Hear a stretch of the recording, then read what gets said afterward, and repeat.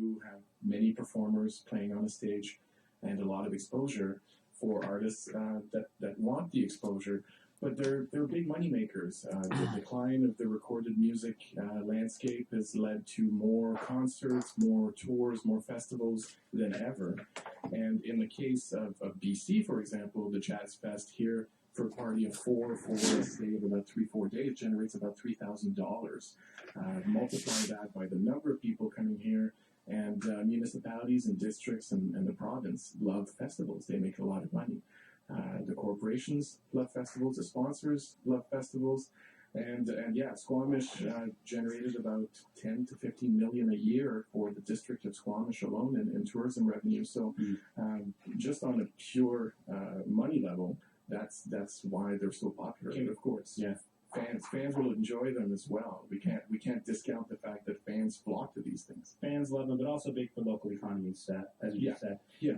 Sarah, let's go to you. You've played so many of the major festivals across Canada. Why are they important to artists, in your opinion? Yeah, I mean, I agree with Francois. I do like playing festivals a lot, and there is the basic reality of padding the coffers in the summertime, bands being able to hit a number of festivals, and it is a good time to make a bit of money. And I mean, it's great to be able to go see other bands when you're touring a lot. You don't get a chance to do that, so festivals are great that they bring so many acts together. Usually you're, in a pristine, gorgeous setting. You get to see kind of the best geography wherever you're whether it's in Vancouver and the beautiful beach in Jericho Beach, or whether you're in Hillside, at the Guelph Lake or Wolf Island. I mean, there's a lot of natural beauty, and it's just a fun. It's kind of like camp for musicians sometimes. Yeah, I don't think I've ever heard a musician complain about playing a beautiful music festival. But there seems to be a real shakeup going on this year in Canada, and we'll get into some of the reasons behind that. But first, Virginia, you're the co-founder and organizer behind the Wolf Island Festival near Kingston. It's not it's a smaller festival. Lots of Canadian artists like Hayden, the Constantines. I played there myself. And you just announced that the festival would not go ahead this summer. Why did you decide to cancel this year? Well, I think it's kind of twofold, Chad. Basically, we had a ferry interruption service, so we had a really difficult time getting everyone over to Wolf Island.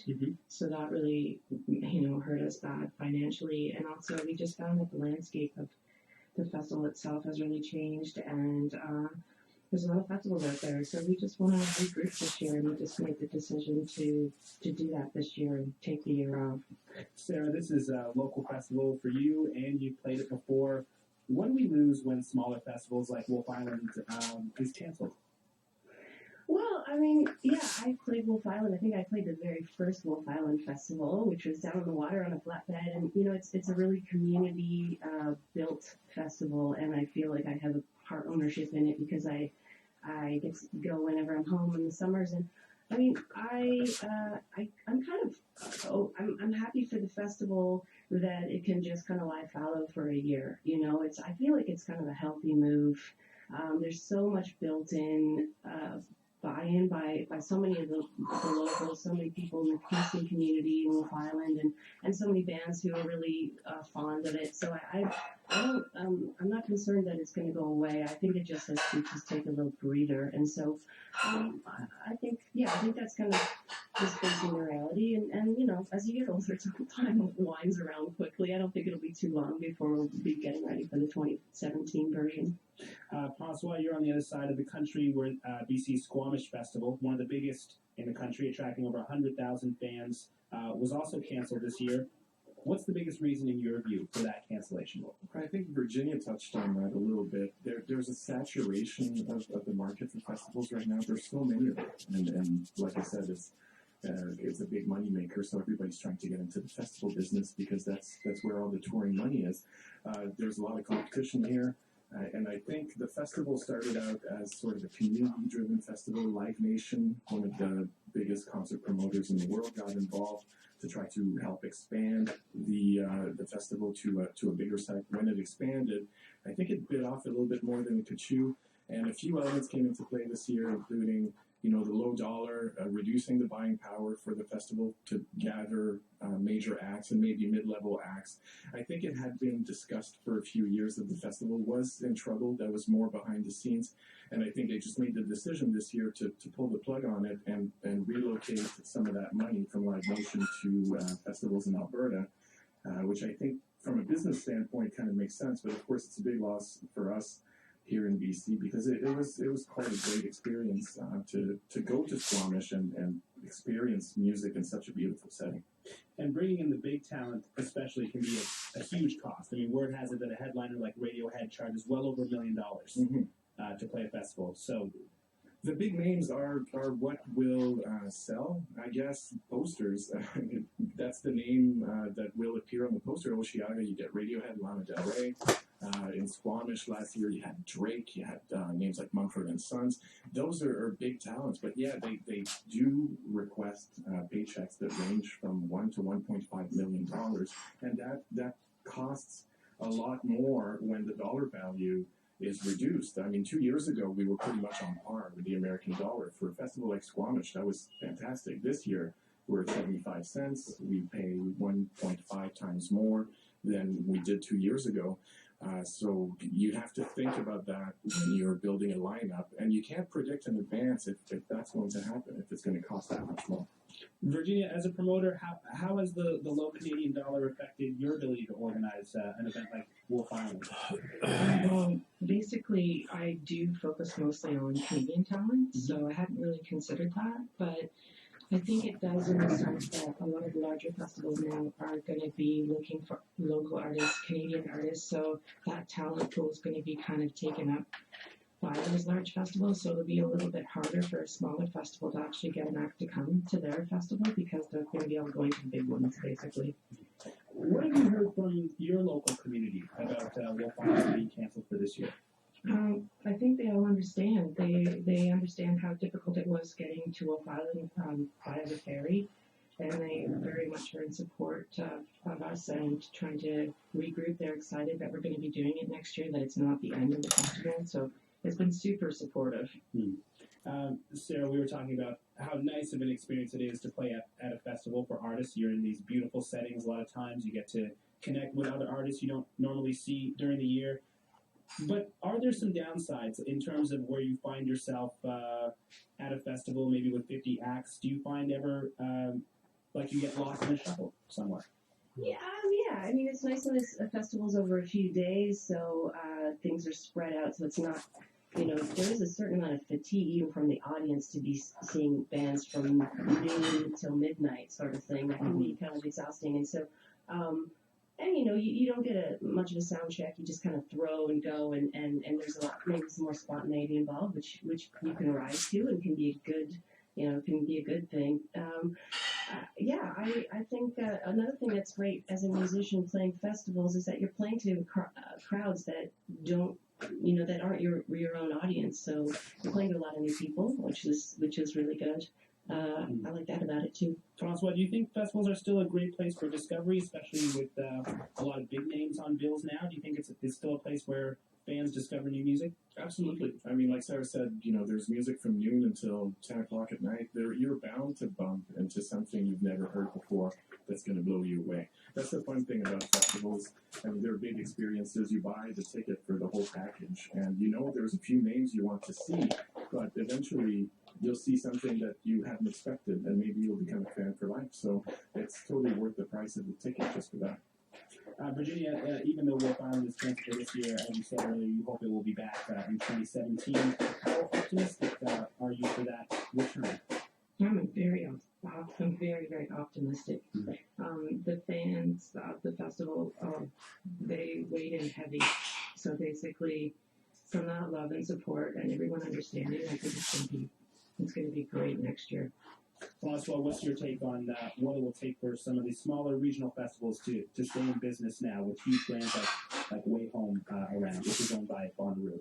I think the idea is to just try to put on a festival that can distinguish itself. I mean, folk festivals do that a lot. They kind of rebrand and reinvent themselves. Look at the Calgary Folk Fest, which is not necessarily a folk festival anymore. The Ottawa Blues Fest is not a blues fest anymore.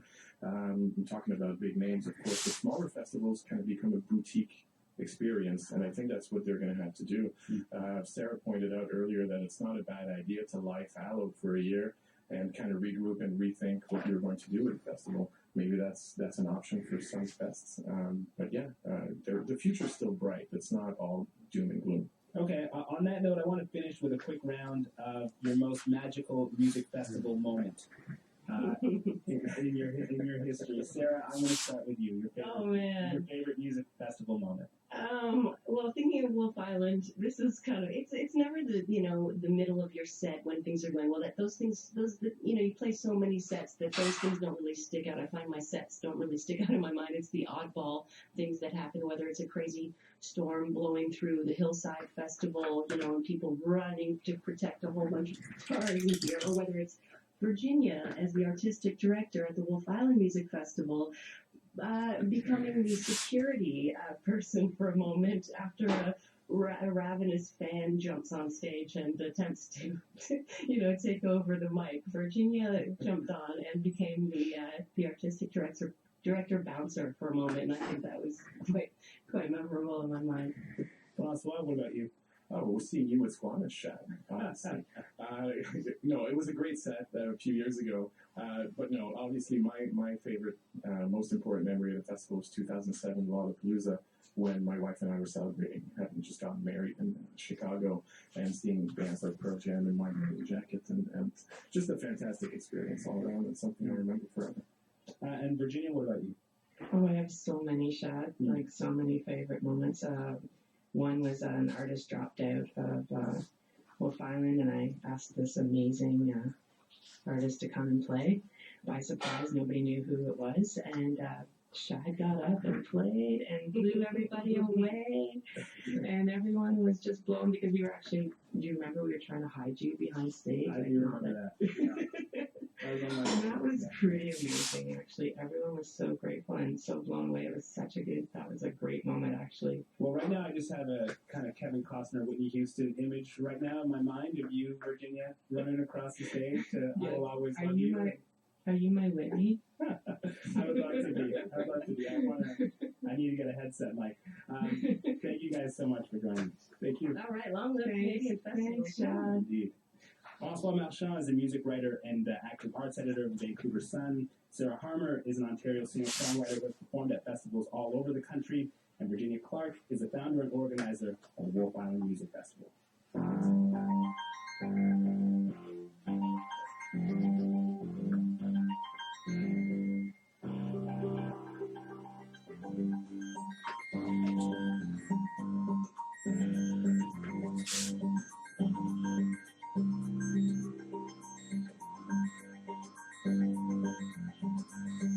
This is Dan Becker from Operators, and you're listening to Q.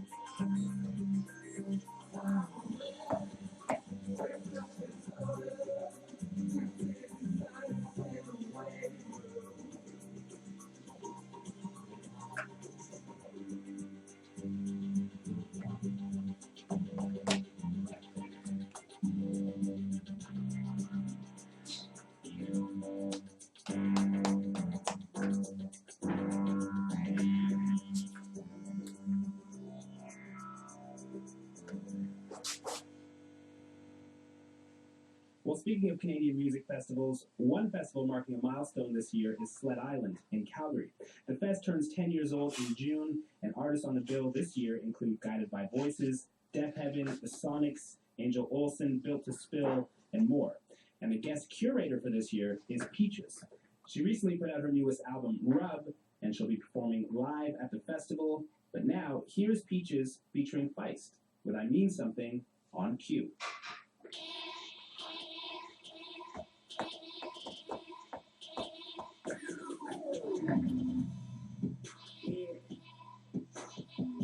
Content, oh, that's it. No matter how old, how young, how sick, I mean something, I mean something. No matter how old, how young, how sick, I mean something, I mean something. Introduce me, no stare down. Plug it up, no me, no shut down. I'm on a rampage, it's my new rage. Crisis, but I'm singing in the mid-range. What you gotta say, what you gotta do. What you gotta say doesn't matter anymore. What you gotta do,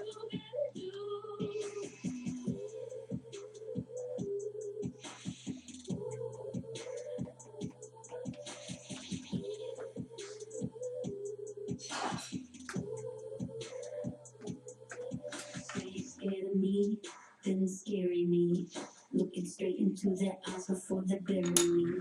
Making hands, we could be friends. Pockets inside out before you press in. What you gotta say, what you gotta do. What you gotta say doesn't matter anymore. What you gotta do, What you gotta say, What you gotta do. What you gotta say doesn't matter anymore. What you gotta do,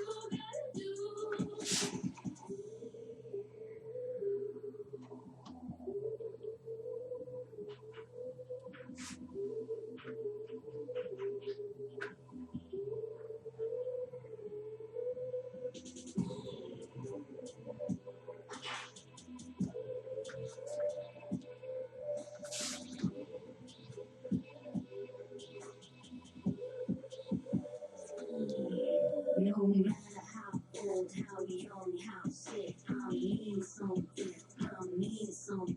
No matter how old, how young, how sick, I mean something, I mean something. No matter how old, how, I mean something, I mean something.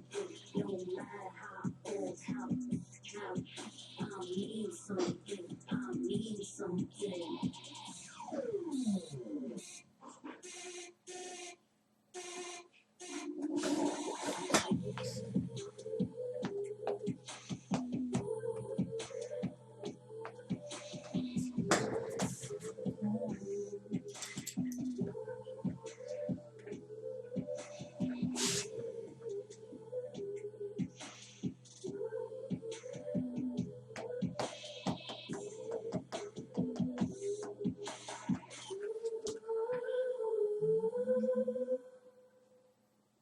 New music there from Peaches featuring Feist. The song's called I Mean Something. It's from Peaches' latest album, Rub. And she's the guest curator at this year's Sled Island Music Festival in Calgary, which is celebrating its 10th anniversary. That is it for Q today. Tomorrow, Hugh Laurie will join us. I'll chat with a house star about playing an arms dealer in the British drama The Night Manager. And also from the UK, Savages will storm into Studio Q to play songs from their new album, Adore Life. You can reach us on email, q@cbc.ca. You can stream my conversation with the creators of The Americans at cbc.ca/q. And you can follow us on Twitter at CBC Radio Q. I'm Shad. Thanks for listening.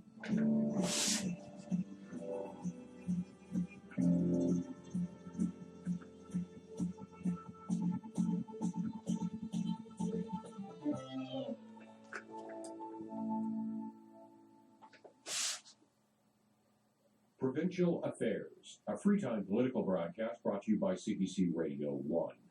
Today's speaker is Andrea Horvath, the leader of the New Democratic Party of Ontario.